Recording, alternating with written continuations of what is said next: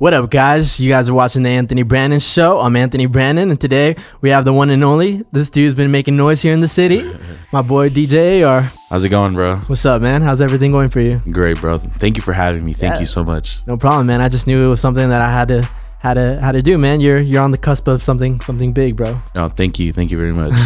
But yeah, man. So tell me, where did the DJing start for you, man? All right, straight up, I've always wanted to be a DJ. Always. Like my parents, they remind me all the time. They're like, you used to fuck up our fucking cassette tapes, like in the thing. Like I don't know how, and then you'd put it back together.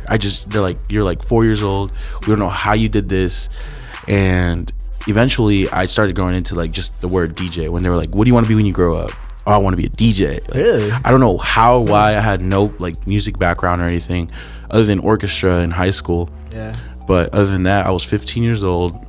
My parents honestly let me ditch school that day, and they were like, yo, yeah, let's go get some equipment for you, and all you have to do is just pay us back. Yeah, I feel you. And I was like, yo, okay, give me 3 months. 3 months. I got a 3-month front from my parents, which I thank so much because now I can do something bigger with that, you know? Yeah, true that. And from there, that's where it started. My very first gig was from my grandma's best friend. It was her daughter's or her granddaughter's birthday party, and I played nothing but like cumbia, merengue, banda, Spanish music, straight Spanish music. And from there, that's when I started experimenting with the sounds that I like, which is house music and a lot of electronic sounds. Yeah. And then it branched into hip hop, and we're here now. We're here now, man. Yeah, definitely, man. I found that really, really amusing, man. How like ever since you were little, like that's something that's always been there for you, man. So your parents have always been supportive? Yes, actually at one point it was like, oh no, you're just partying every weekend, I don't think you're actually doing this. And I tell them like, yo, I don't drink, I don't party like that. I literally just want to play music for my friends and watch them have a great time. And that they believed me. They came to a couple of shows of mine, and they saw what I did, and they supported it.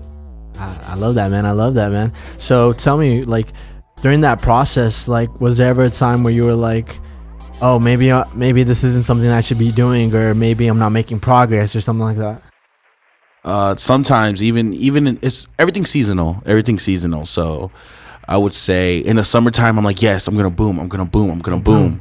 But then sometimes in the winter and fall, you know, you feel that pressure. It's like, oh man, there's nothing being done. Like it's slowing down. Maybe I should try something else.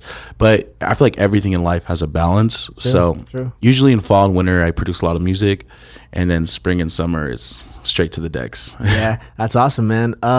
Like in your early on, like in the first shows ever, like was there any like big fuck ups or any big mess ups, or you're just like, damn? I still have those. Yeah, I still have those, and I'm not afraid to admit it, because as a DJ, sometimes you just forget to press play. I'm sorry, you just forget to press play. And actually, that happened to me this last Thursday at Vanguard. Really? I do a Mad City to Humble edit live. Oh, okay. And basically when it goes yak yak yak, it goes to yeah to Humble, you know? Yeah. And I forgot to press the like I literally forgot to press play, and that's what happened. But my very first ones, I would mix it in at the wrong bar. I would honestly mix it in early or late, and I would have to drag the vibe a little bit, and that's what would scare me.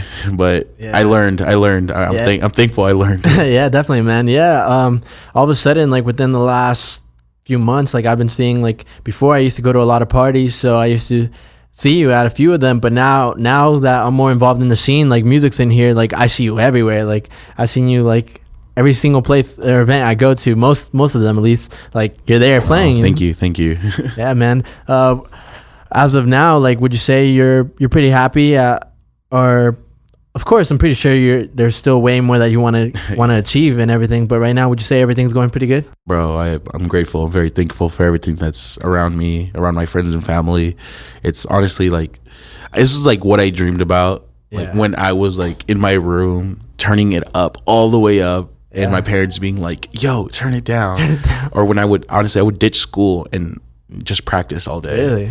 Yeah. So you've definitely put in the hours. I tried. As of now, what would you say? I know you do a lot of like hip hop and stuff, but honestly, like what's your favorite genre of music in general?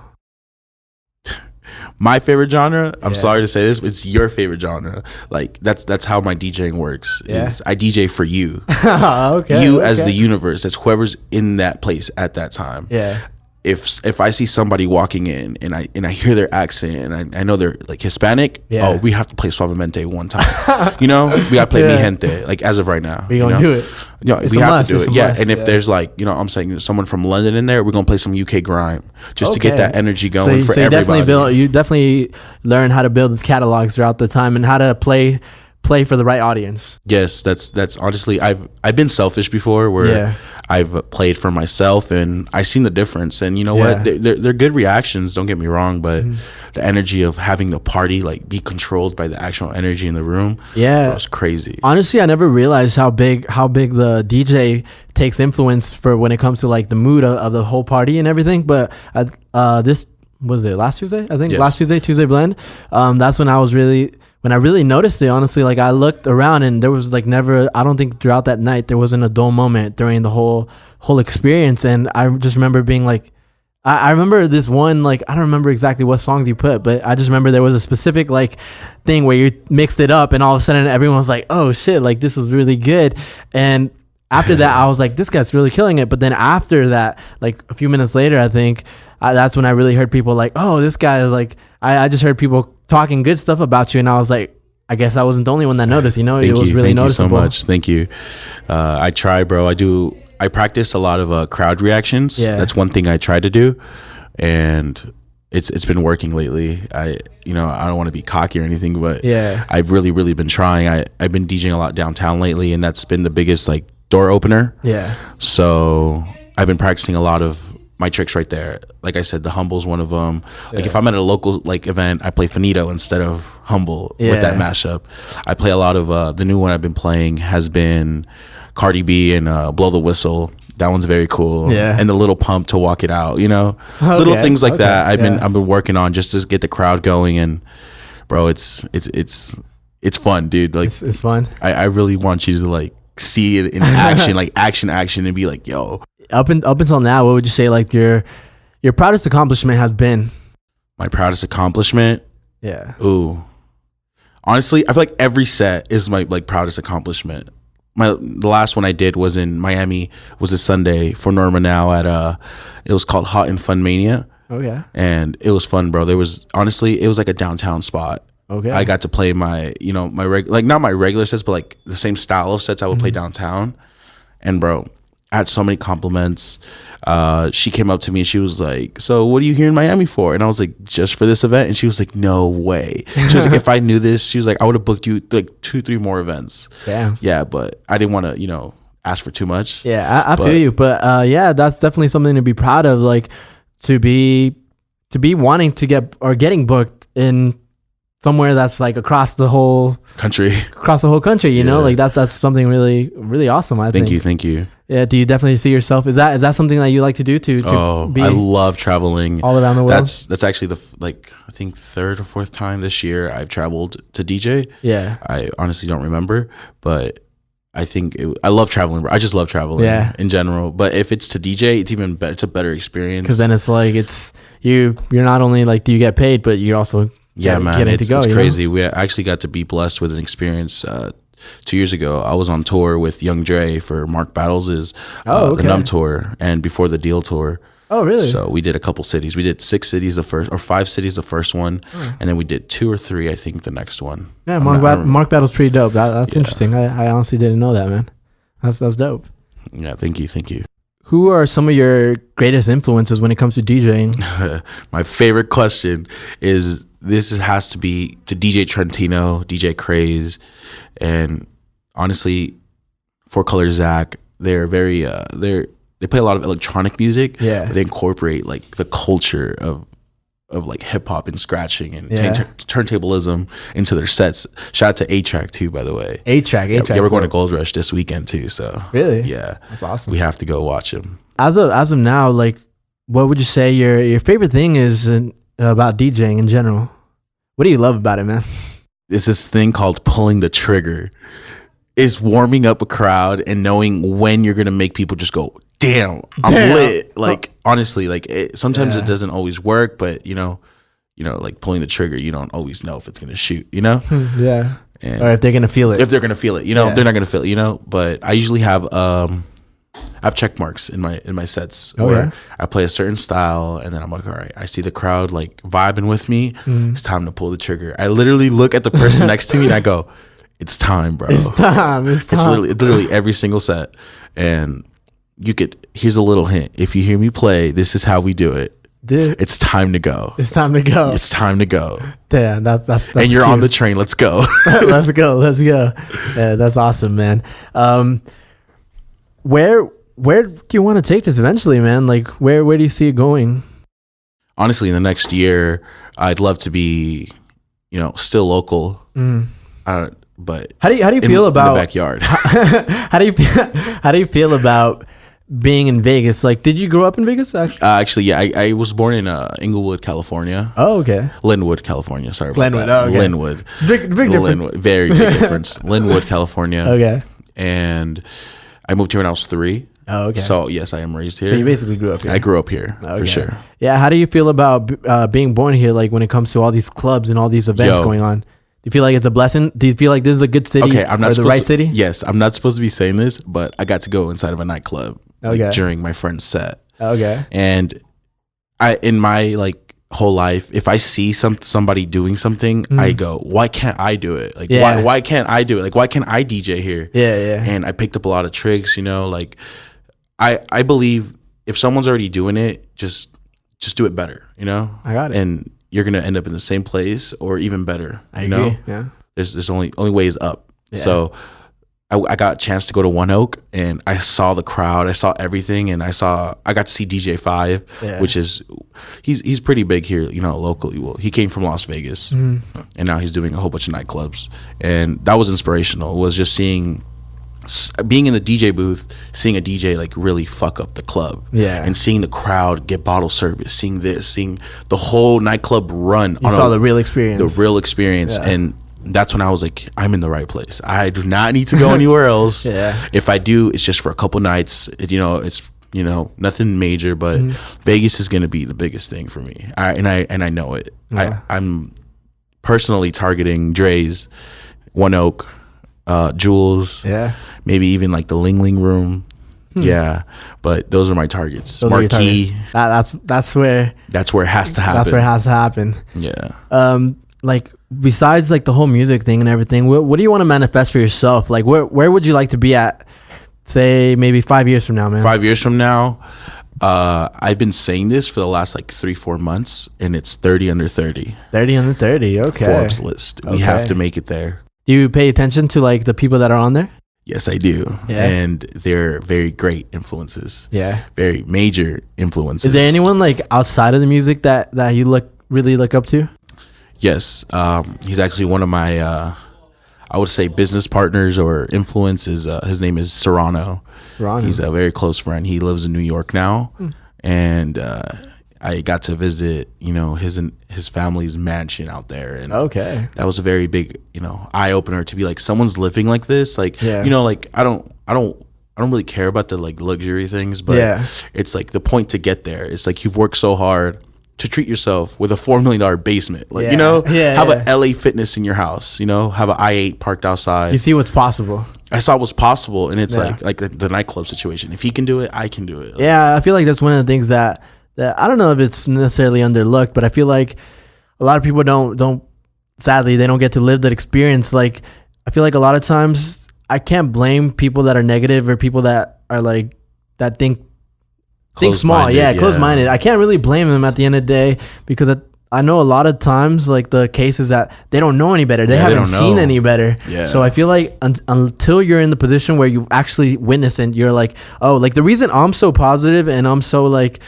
I expect to be able to do the most things, I expect to be able to do a lot, is because I've seen all these other people, and I've been at places or I've been close to a lot of people that have done big things. So I'm like, if they could do it, why can't I, Yeah, and I totally agree with you. That's one thing I've actually shifted my whole life starting 2017. I would admit before 2016 was a little bumpy year for me. And I got to knock out a lot of negatives out of my life. And literally since the first day of January 1st, bro, my life has gotten better every single day, and I've literally kept track. That's good. Since I've landed in Vegas, because I was in New York for New Year's. Oh, okay. I landed and it was the first. I was like, wow, like everything's right where it needs to be. I came back from a meeting in New York. They were telling me, you know, we want to push your sound out here. We want to push this. So I was like, you know what? I don't care if they do it or not. My name was heard in New York. Yeah. You know? That's awesome. And from then, bro, I feel like everything has just been coming together. Like the little plants. Slowly but surely. The little seeds you plant. Yeah. And I didn't know, honestly, I didn't know I was planting seeds my whole life until I actually figured out, you know, like a conversation can go a long way. A long, long way. Like you never know who you meet and where you end up at because of one person. I feel like that's one of the things that I used to overlook when I was younger, like shaking every hand is like nowadays I try to shake every person's hand because I feel like that's what makes a difference in the long run, man. Yeah, I totally agree. Trust me. I've shaken a lot of hands, a lot of close friends' hands, and now they're in better positions, and I love it. Everyone's growing. Yeah, definitely. How do you feel about the music scene out here in Vegas? Yo, it's booming. Yeah. It's booming. I remember being in high school, and the only guy I knew was Kiara the Stone. Shout out gang right there, you know? Yeah, One Militia. I saw him working his ass off with Jeremy. Honestly, I saw him working his ass off. I remember the first dialogue I had with him was through my homegirl. We used to be best friends in middle school, and I was like, yo, you go to LVA? I think he goes to LVA too. Like, I was like, ask him, I want to film a music video for him. I used to be very big into video editing and stuff. Really? Yeah. So I asked him, and we both didn't have cars. So he lives Southwest, and I think Southwest, and I live Central area. And I was like, damn. I was like, do I gotta ride my bike over there? Like, what do I gotta do? Like, I was just hungry, you know. I wanted to network with people, and that's the one person I remember always working his ass off out here, and he's getting the shine he deserves. We just met up in LA for LA Heat, and it was like one of those talks where you have, you know, I had it with Cameron Love, his DJ, and one of his producers. He was like, yo, it's nice to see people who are actually working get where they want to be. Like, you're going to always know who's really working and stuff like that. That's true. At the end of the day, it might take a while, but at the end of the day, it shows. And I love that. I love everyone who's working out here. It's crazy. It's really, really crazy to me because, like, the Miami scene just blew up. And I've been following that for a while with my man's Richie Rose, which is my partner in DJing. And LA, you know, LA's cool, but I feel like everyone's going there. I haven't heard anyone besides YG pop out from there or RJ. Oh yeah. Yeah. I feel like out there it's like a lot of it's like there's so much competition that unless they're in the millions of followers, you don't hear about them. I feel you. Unless you're in the Melrose scene, which Fairfax and that whole little, you know, art district right there, that's the one piece we're missing in Vegas. Yeah. And it's coming. It's coming quicker than you think, honestly. Like I want to I feel like, you know, hip hop is made of you know, elements, you know, culture. It's graffiti, you know, hip hop, well, the dancing, the rapping, and, you know, the DJ. So what do you feel that's missing the most here in Vegas right now? Right now, missing nothing. Everyone needs to just elevate, you know, keep doing your thing, you know, just keep going and going and going, you know your role, because there's a lot of people that are booming right now, and they're going to help one another, you know, just by being a community. Yeah, definitely. You know, like, I think my man said this, I think it was T-Rap. He's like, we don't got to like each other. Just, you know, you just got to support, you know, you got to support each other. You know, like, you got to be real about it. You can't just be like, oh, bro, great job. And he, you know, you think his ad-libs could have been a little lower, you know? Yeah. Like, you'd be like, hey, bro, I really like your track. You know, be honest, you know, be honest with support and stuff like that. Yeah, like, just, like, give out little pointers and not be afraid to, like, give constructive criticism. But I feel like a lot of people...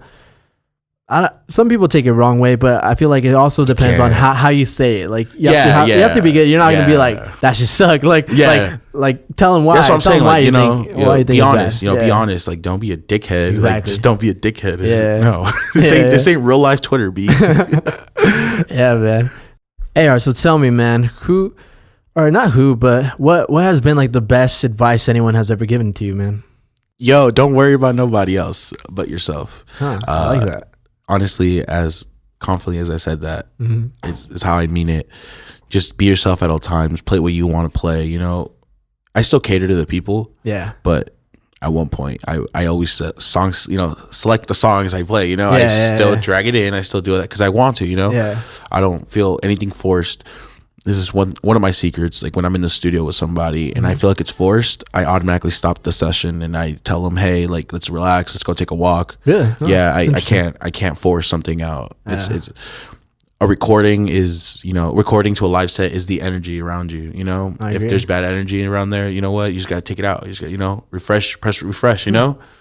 And that's one thing, is just don't be afraid, to not be yourself. That's one thing, is be yourself and do it for yourself. I agree. I agree 100% on what you just said, man. For any up and coming DJs out there that might be watching right now, like what's some advice that you would give them, man? Just fuck it up, fam. Just fuck it up. fuck it up. Like for real, just fuck it up. It's cool to drop in, but remember, DJing is still mixing. Turntablism. Find out where it all came from.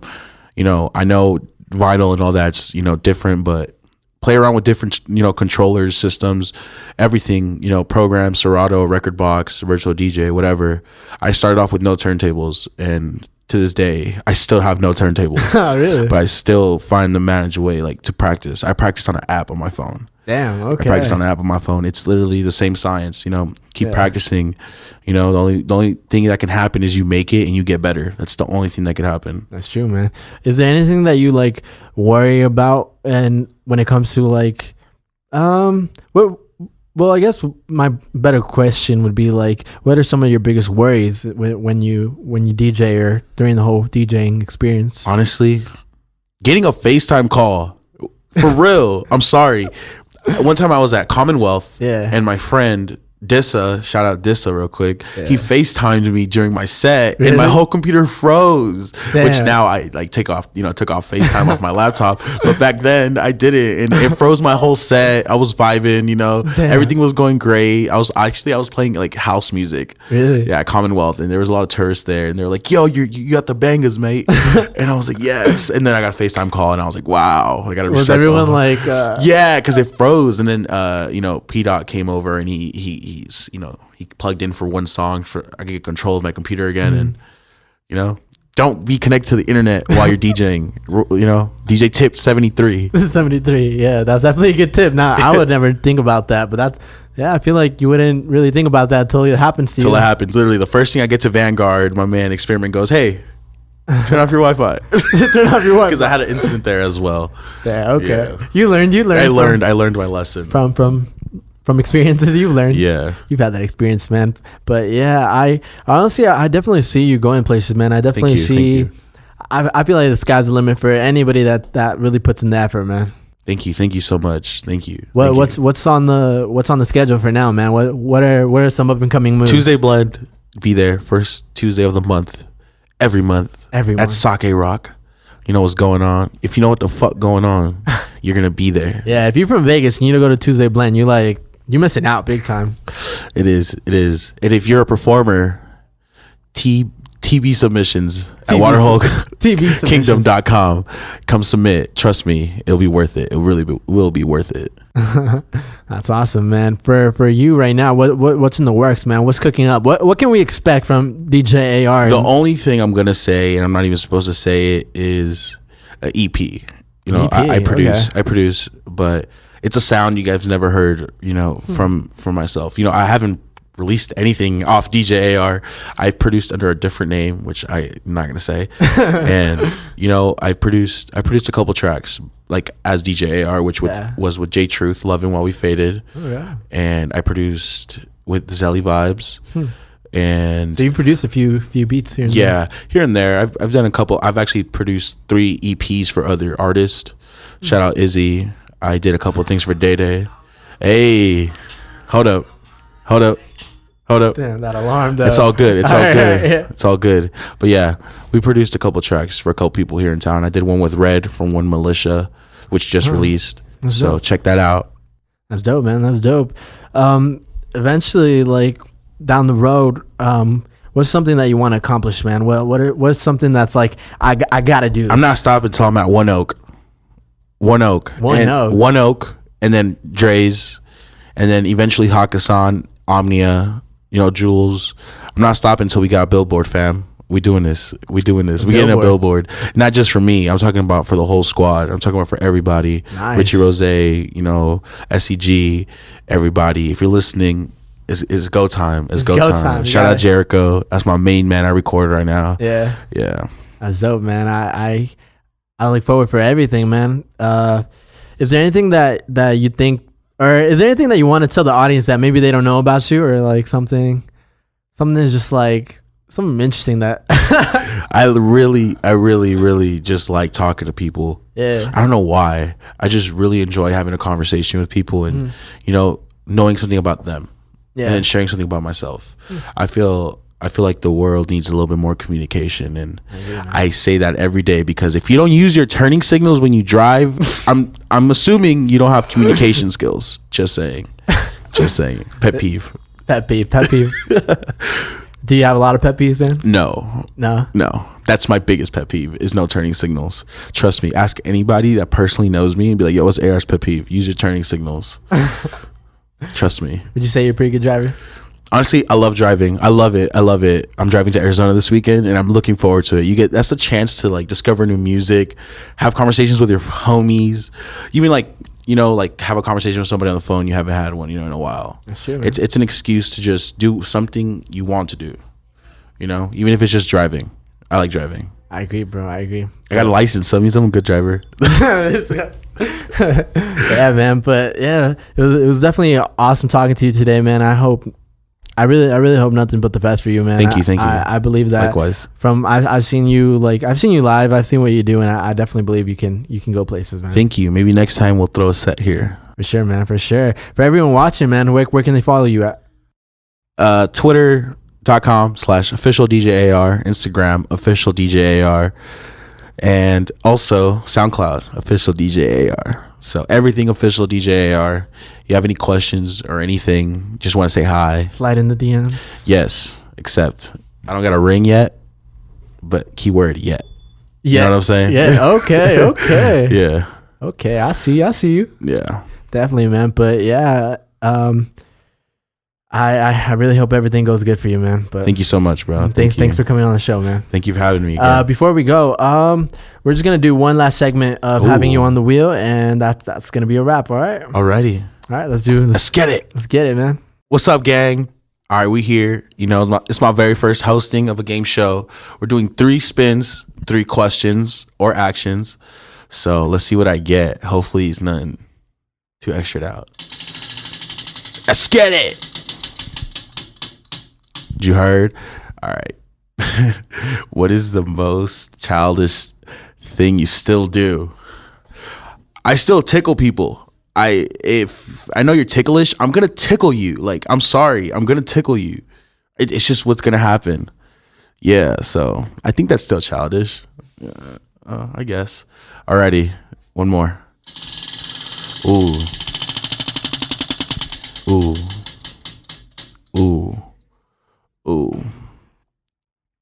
How has your music changed since you first started? My beats sounded like generic as beats. They sounded like Kroger beats. I swear to you. My DJ set sounded like Kroger sets. Now they're craft. They're bougie. It's not just Arrowhead water. It's Fiji water. I would say. Gang, last one. Hey, shout out Jordan V. My man Jordan. Yo, he wrote this. He wanted me to shout him out. I'm going to do one more just for fun. Sorry, I needed to. I want to do wide push-ups or something. What does it say? Whoa, yes. Yo, I'm going to give you 2 confessions. Now I'm going to give you 1.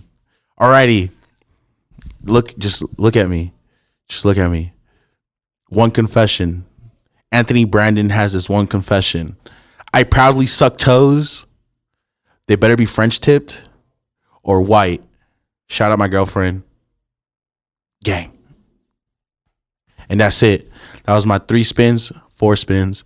And yeah, shout out Jordan V one more time. Shout out Anthony Brandon. Thank you for having me, bro.